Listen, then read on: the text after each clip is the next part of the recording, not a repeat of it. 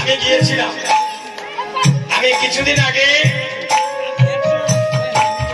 আমি গত 2 বছর আগে আপনাদের বৈঠকা দাদা পিয়ারি আমি কীর্তন করেছিলাম। আমার মায়ের মতো আমি একজন বোন পেয়েছি।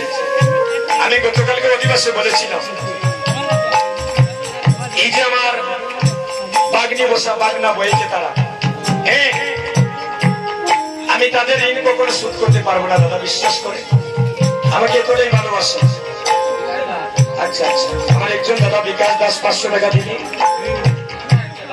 560 টাকা, হরিবল একটু আশীর্বাদ করবেন, তাই বলে এই টাকাটা আমার সেবায় লাগাবো না, আমি কথা দিচ্ছি। আমি তো আগামীকাল বাংলাদেশ যাব, এই টাকা থেকে কিছু টাকা খরচ করবো, সম্পূর্ণ টাকা যারাই দিচ্ছি। গতকালকে রাত্রে অনেক টাকা উঠেছিল, আজকে অনেক টাকা দিয়েছিলেন দুপুর বেলা অনেক টাকা। এই টাকা দিয়ে আমি কিছু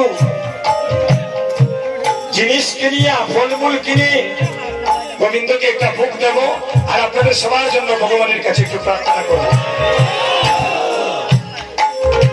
আমি বৃন্দাবনে গিয়েছিলাম, এই দেখেন আমার